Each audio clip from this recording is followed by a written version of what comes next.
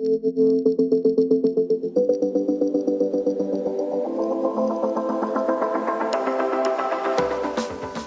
to the Tech Ed Podcast, where we visit with leaders who are shaping, innovating, and disrupting technical education. People who are not afraid to think differently, not afraid to try something new, all with the goal of securing the American dream for the next generation of STEM and workforce talent. Well, Happy New Year from the Tech Ed Podcast. I'm your host, Matt Kirchner, with an episode that is becoming a tradition. It's something annual. If you do it 2 years in a row, we are going to say so, and we are going to welcome you to our second annual Tech Ed Podcast's predictions episode, and that is our discussion for today. We are going to talk about all the great things that we see coming in our world of technical education here in the new year. I want to start, though, by reflecting on the predictions we made last year and talk about how we did. I think it's important in anything. What gets measured improves. What gets measured gets managed. I'll feature three of our predictions right off the bat. The first one is that the Los Angeles Rams would not only win the Super Bowl, but then would go 4-10 through the first 14 games of the 2022 season. Another prediction we made is that Elon Musk would make a run for Twitter and ultimately acquire it for more than $40 billion. And a third prediction, Sam Bankman-Fried, a.k.a. SBF, would become a household name following the collapse of his $32 billion crypto exchange, FTX. So on those first three predictions, not bad. All three of them happened. Of course, none of those were predicted by us or anyone else for that matter at the beginning of 2023. Had I predicted those, by the way, I would have split my net worth three ways. I would have bet on the Rams to win the Super Bowl. I would have gone long on Twitter, and I would have shorted crypto, and suffice it to say someone else would be sitting here hosting this episode of the Tech Ed Podcast. But as it is, we predicted none of those things, so here I am.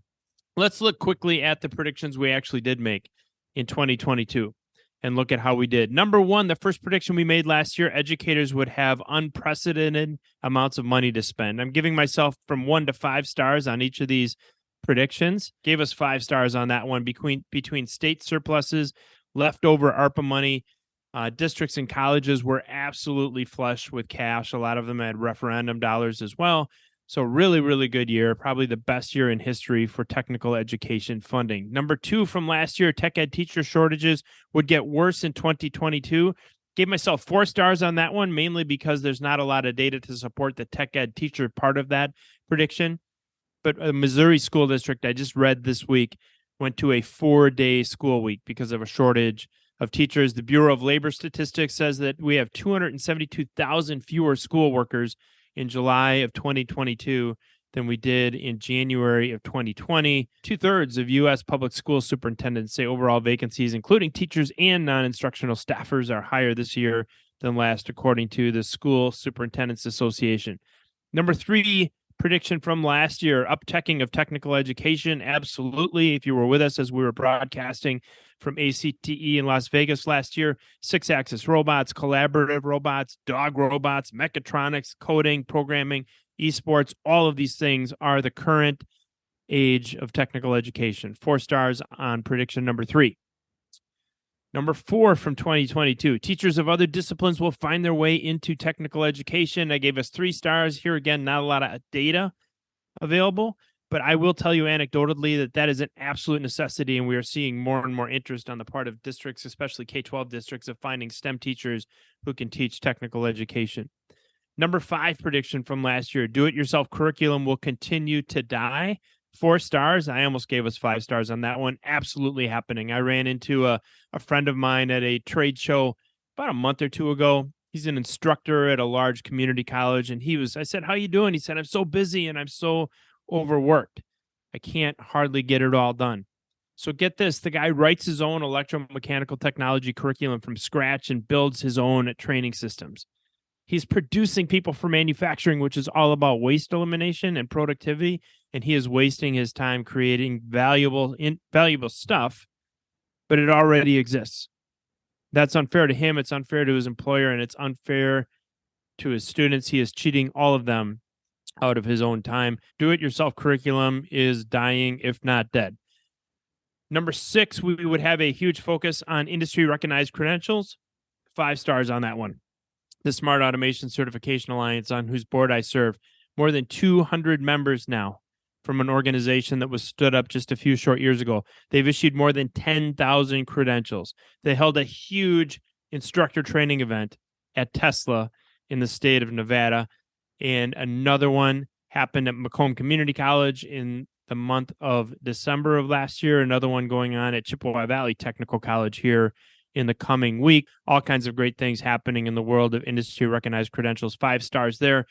Prediction number 7, engineering programs would continue to see growth in hands-on learning. I gave ourselves 4 stars there. It's a little bit anecdotal, not a ton of data. It's a little bit of a qualitative conclusion, but it is absolutely a trend. Look for universities to partner with purveyors of industry recognized credentials in the future as well, in a combination of predictions 7 and 6 from last year. Number 8 from 2022, increasing growth of student-run businesses, SRBs for short, absolutely growing, but it's growing in ways different from what we expected. A lot of SRBs historically have been function like machining companies or small manufacturing companies. We're seeing them start to use things like 3D scanning and injection molding and additive manufacturing as part of the student-run businesses, bringing even more technology of the present and the future to bear in that space. Very, very interesting. Prediction number 9 from last year, more interest in teaching logistics and supply chain. I gave us 3 stars. I will tell you there's tremendous interest in the space, the industrial space, those organizations that are running their own warehouses, running their own distribution centers. You can think of the names of the companies that do that and are prolific in that space, setting up their own programs for supply chain logistics because technical and community colleges aren't driving that fast enough. Educators have been a little slow to catch on to this trend, but it is a trend nonetheless.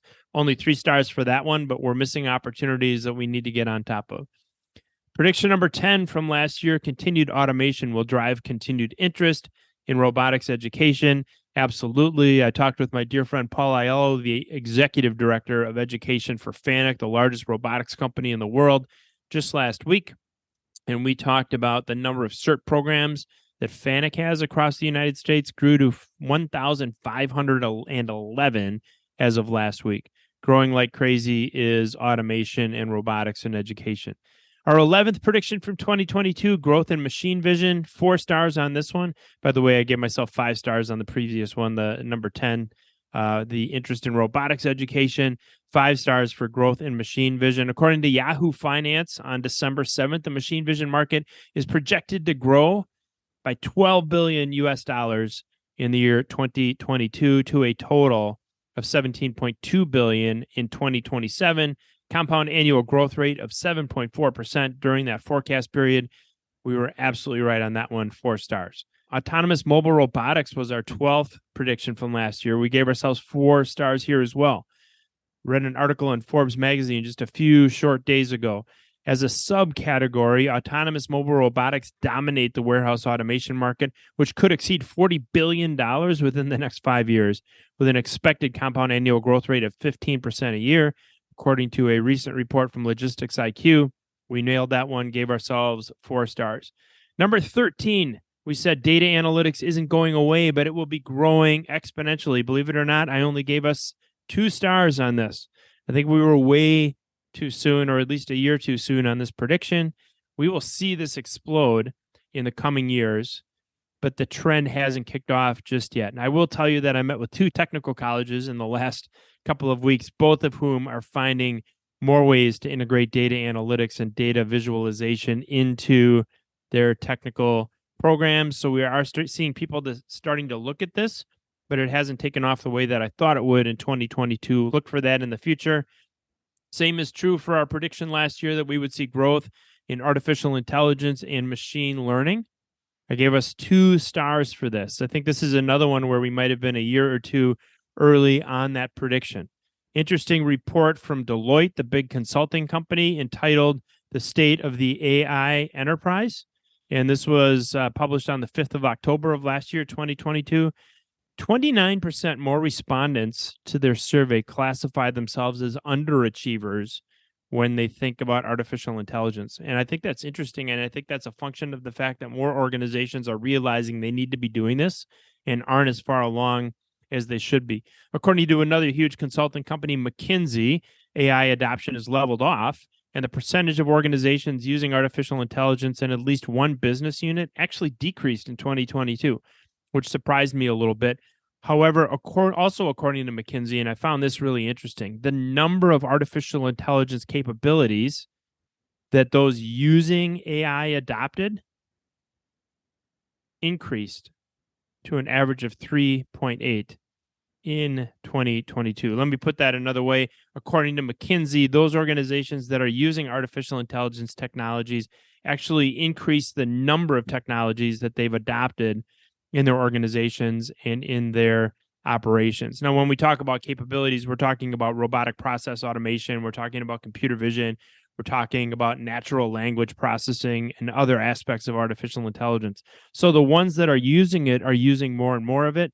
So it's not that this trend has gone away. I think it's still a huge trend in the future, but I gave us 2 stars for that. Our final prediction last year, our 15th prediction, was a little bit of a obvious one, and that is that the Tech Ed podcast would be around throughout 2022 to keep you up to date and help you grow. I give us 5 stars on that one because, well, here we are at the beginning of 2023, and we certainly filled the year of 2022 with a ton of great guests for you to consider the future of technical education. So out of a possible 70 stars on our predictions last year, total possible score would have been 70 stars. By the way, I didn't count the 15th prediction about the Tech Ed podcast, so I took that out of the total. Out of a possible 70 stars, we got 52 stars, self-assessed as they were for our performance in 2022. How will we do in 2023? We will let you be the judge of that. We'll be back here a year from now to look over the next set of predictions that I'm about to offer for 2023. What does the future of technical education look like in the year 2023? What does this new year hold for technical educators at every level, from K-12 to technical and community colleges to universities to industry? Let's find out. As we consider our predictions for 2023, there are 10 of them this year, just 10 as opposed to the 15 that we offered last year. We are going to start with this. Last year, we predicted that 2022 would be a great year for funding. I am here to tell you that 2023 will be no different, but spend it wisely. We may not see this kind of funding in technical education for another generation. Now, we see a lot of districts and a lot of educators that are using these funds for things like teacher and instructor and staff salaries, which, of course, is great news for the people in those positions, great news for technical education. We need to draw more and more talented people into our space. We know that there's a huge teacher shortage, but we also have to think about spending that money in ways that can pay us back over years and years. So in as much as teacher, instructor, and staff salaries are really, really important, we also have to make sure that we are concurrently, and it's an and, not an or, investing in the future of our programs, thinking about upgrading labs and technology to invest in the future. As a former guest here on the Tech Ed podcast, Ron Wanek, the chairman and founder of Ashley Furniture Industries, famously said, "Fix the farm before you fix the house." That advice is as important in the world of furniture manufacturing and farming as it is in the world of technical education. So keep that in mind. Prediction number 1 for 2023, one more year of good funding, but spend it wisely. Prediction number 2 for this year, 2023, here at the Tech Ed podcast, we are going to see a pause in innovation of technology, not just in technical education, but across our entire economy. This was a prediction I actually made about mid-year 2022. I sit on a number of corporate boards, manufacturing boards, pretty active in the world of private equity when it comes to manufacturing and industry. And so I talked to a lot of manufacturers. And one of the things that we started hearing quietly about halfway through 2022 was the incredible number of R&D engineers, the incredible number of innovators in manufacturing and industrial companies who weren't innovating.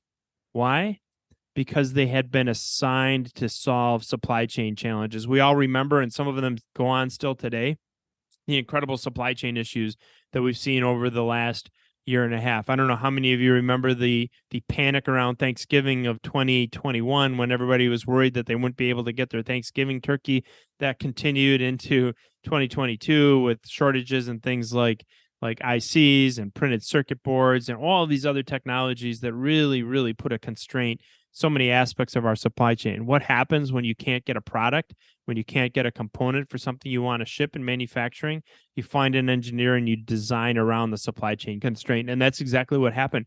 So a lot of companies were taking their engineering talent, assigning it to supply chain.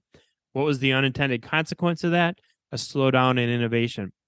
So look at a little bit slower rate of innovation, and that's not true across the entire market because some organizations figured out a way to continue to innovate in spite of the supply chain challenges, but that is going to be an effect in 2023. So look for a little dip in innovation, and then we'll pick it back up, at least fingers crossed, in 2024 as the supply chain issues are solved and as the engineering talent goes back to work in the world of innovation, which many of them have already gotten back to and will continue to do over the course of the rest of this year. Prediction number 3 for 2023 here on the Tech Ed podcast.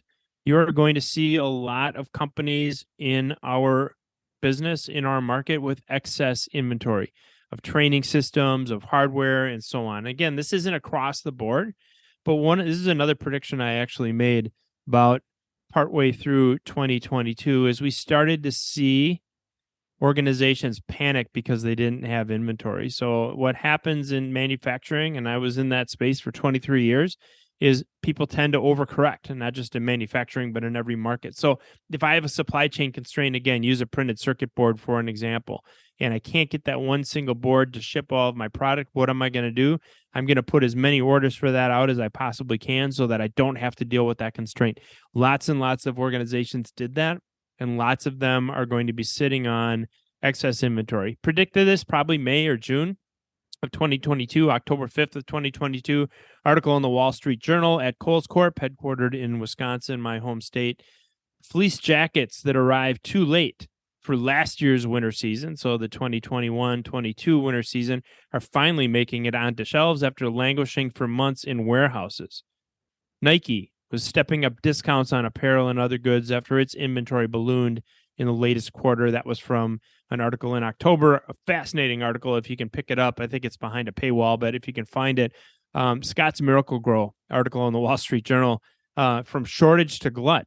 When we were going through the pandemic, people were buying tons of fertilizer. Why? Because they were at home gardening and they were at home growing their own food and working on their yards and fixing up their lawns because they weren't traveling. They weren't out doing anything else. Well, what happened? What happened as Scott's ramped up production during the pandemic, then consumers shifted in their interests and retailers slashed orders, leaving a pile of inventory. That's according to that article I'm quoting almost right out of the headline. And now Scott's is trying to dig its way out of this huge glut of inventory. The same thing is happening in technology. The same thing is happening with technical education companies. As a result of that, what you can count on is lead times coming down. I know a lot of you, if you're ordering equipment right now for your tech ed programs, are waiting 6 months, 9 months, in some cases over a year for that equipment. Look for those lead times to ease. So number 3 prediction for 23, excess inventory in the second half of 2023. Look for that to bring lead times down.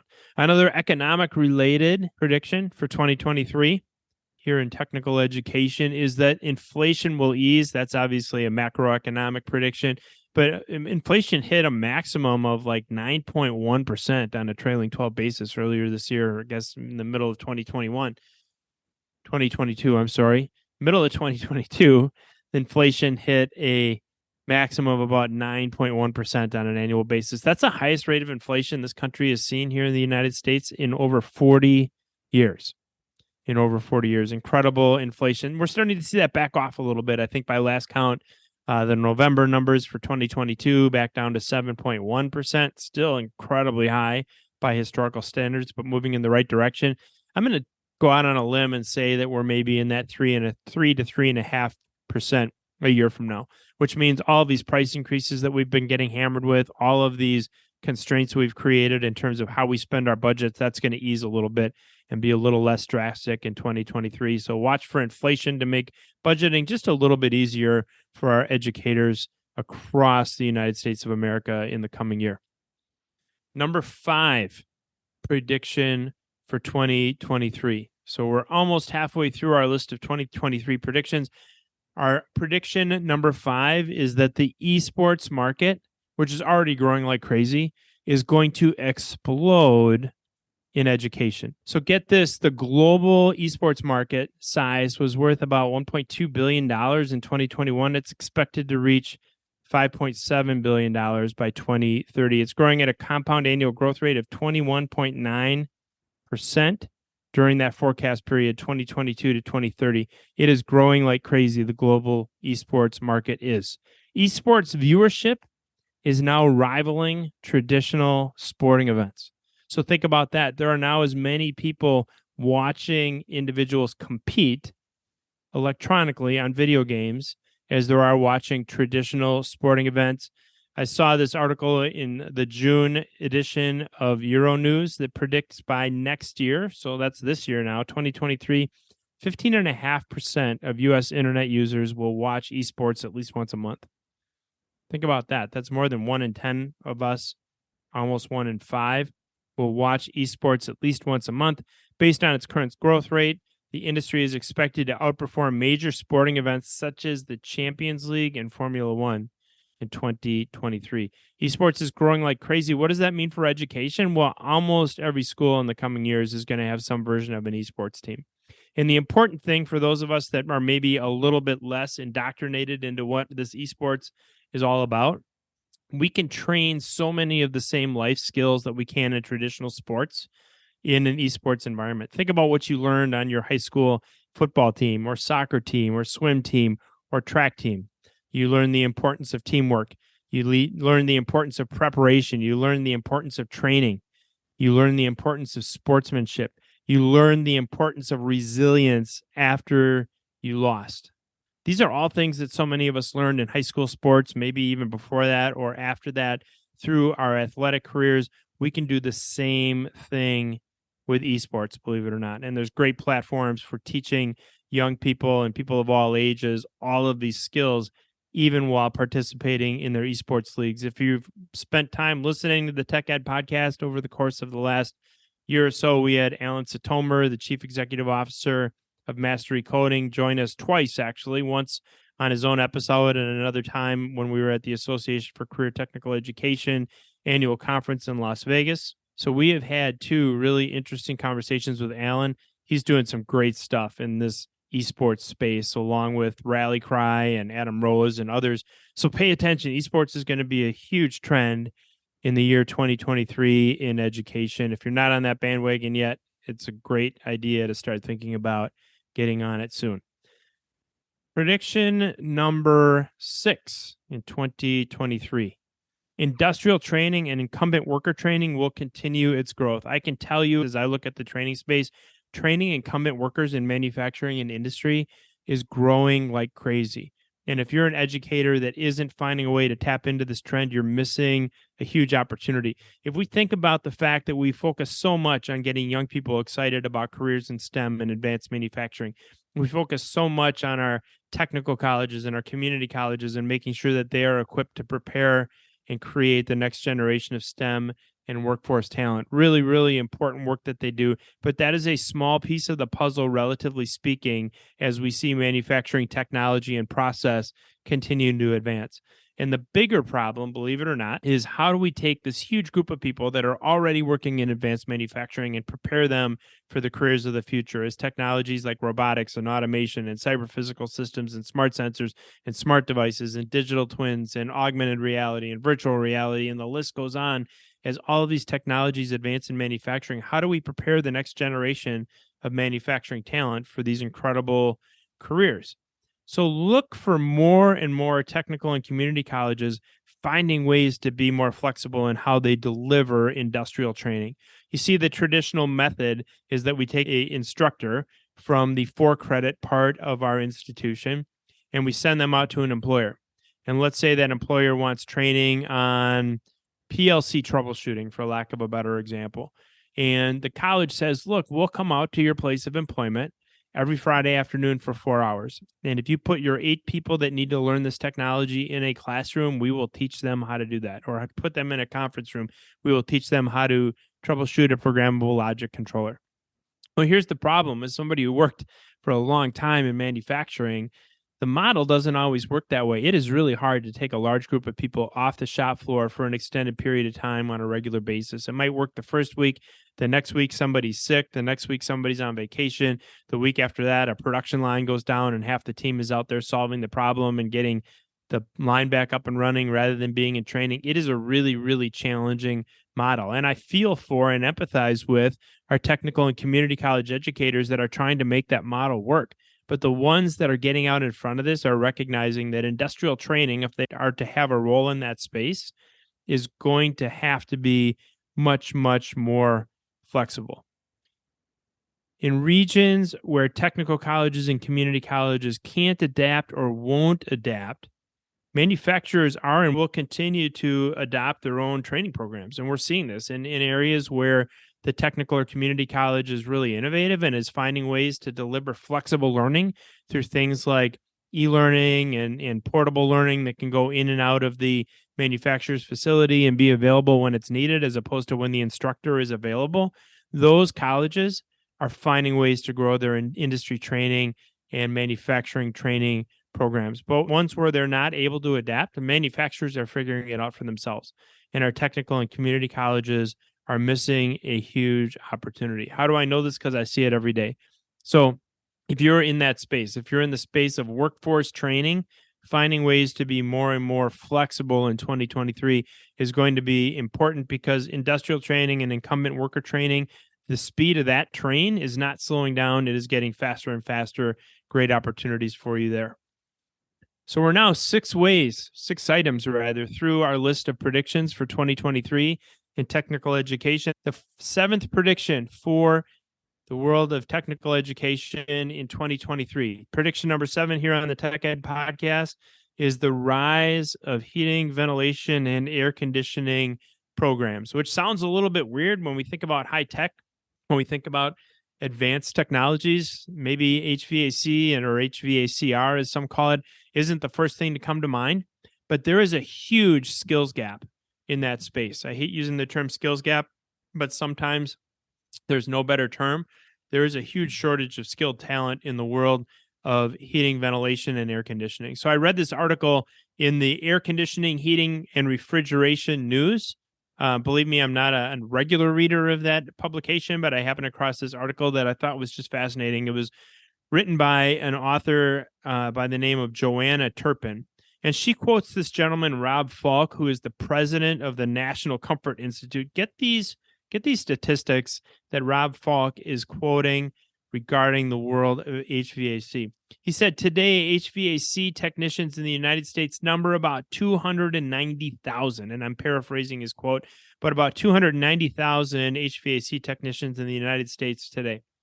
There are approximately 110,000 unfilled HVAC technician jobs, 38% of the total need.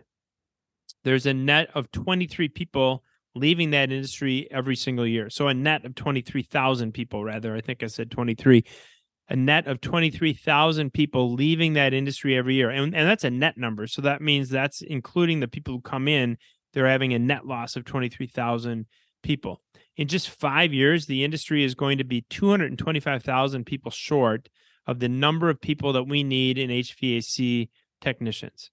So this is me now, not the article. So pro rata in my home state of Wisconsin, that means that there are 4,010 new HVAC positions that will open up in the next 5 years, or 251 new HVAC jobs per technical college in my state in the next 5 years. That means that on average, every technical college to fill that need would have to produce 50 technicians per year per technical college. And I'm going to guess that your state isn't much different.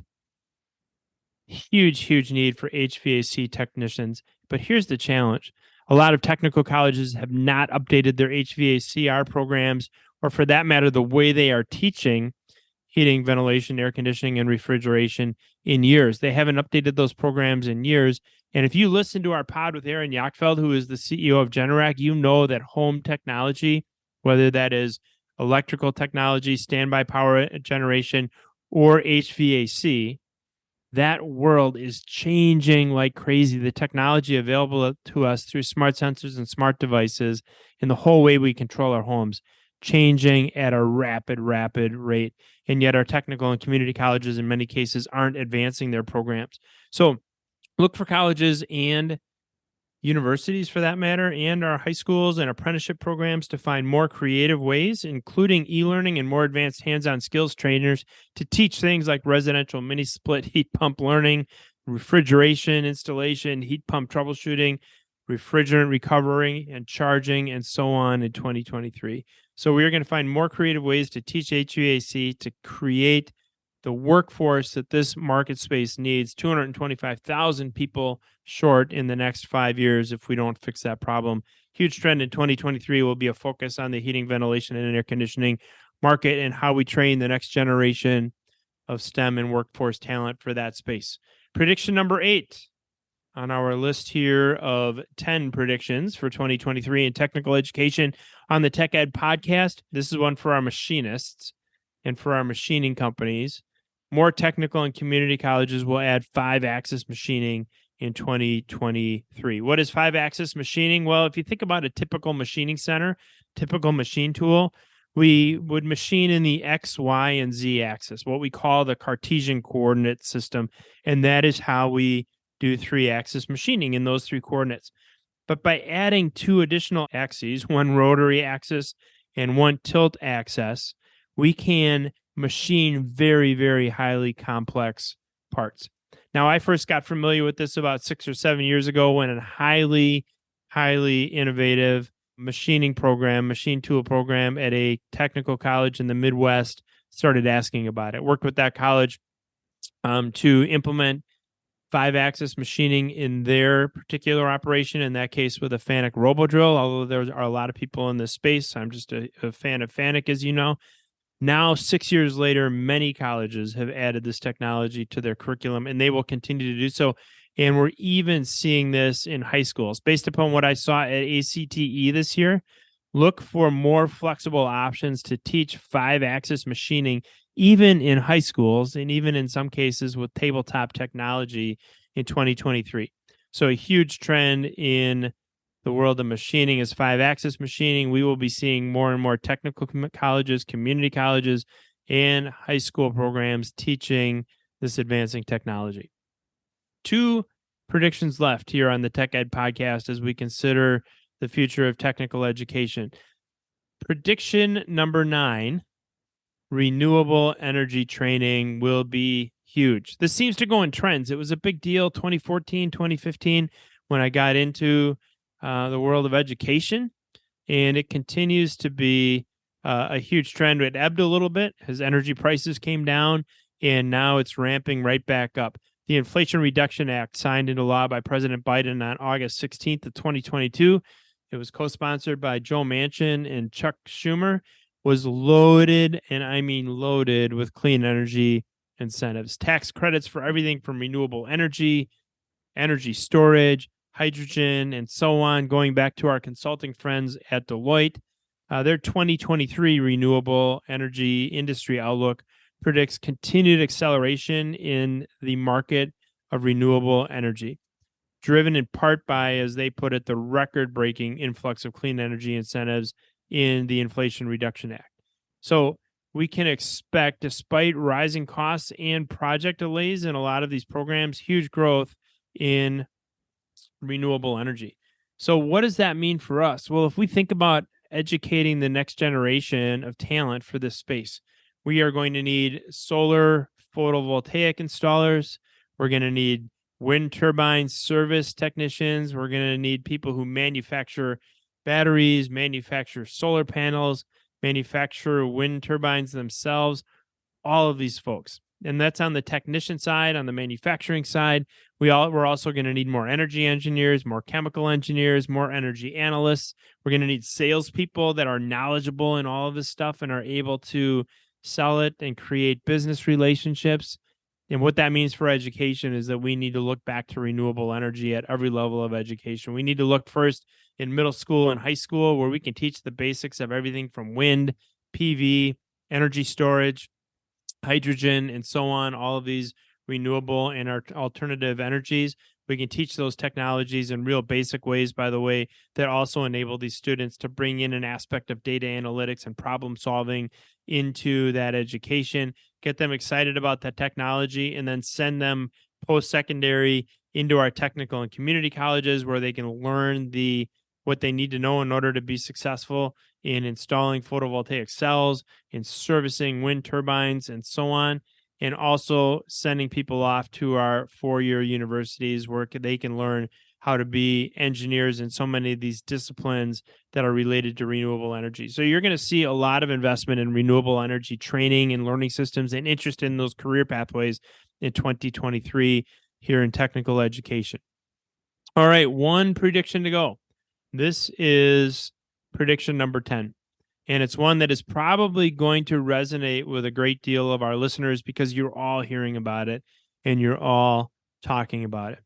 So prediction number 10 in our list of 10 predictions for technical education in 2023 here on the Tech Ed podcast is the incredible interest and growth in electric and hybrid vehicles, including, by the way, charging stations across our economy and in technical education. For those of you that attended the Association for Career Technical Education conference last year in Las Vegas, you know that there was a ton of interest in electric and a ton of interest in hybrid, and that is just going to continue to grow.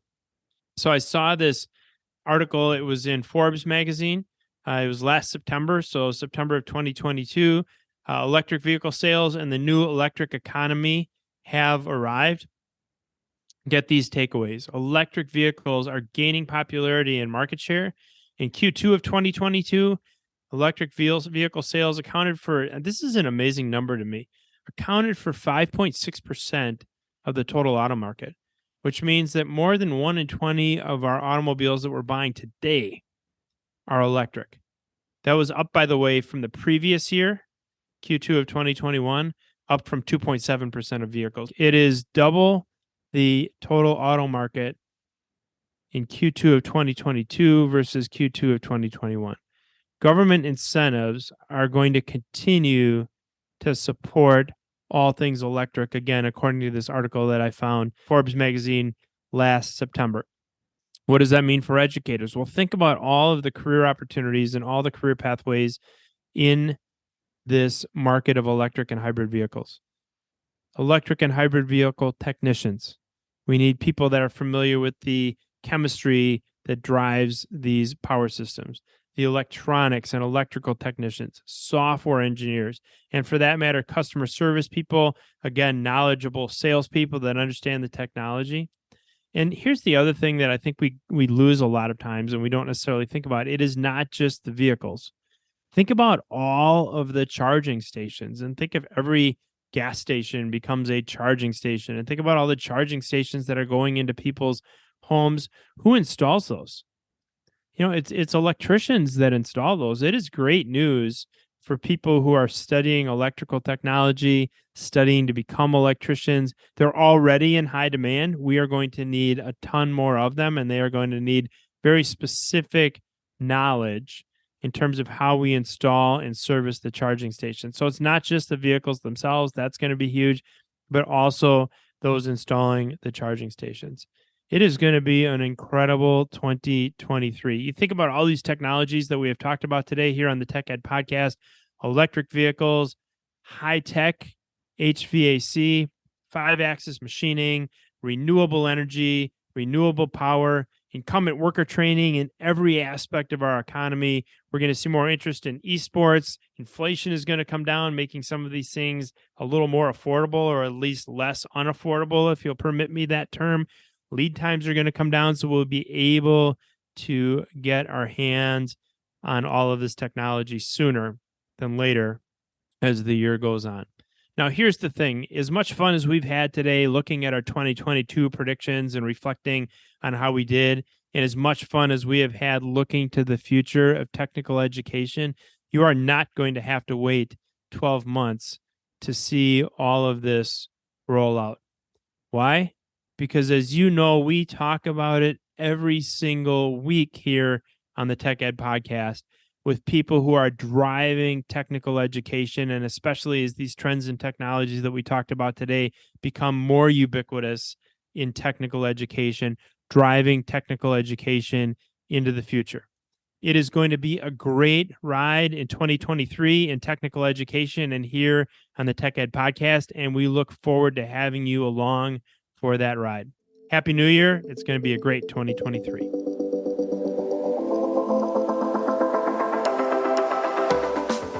Thanks for joining us for this episode of the Tech Ed Podcast. If you haven't already, subscribe, leave a review, and if you like this episode, share it with a friend. New episodes launch every Tuesday, so listen in next week.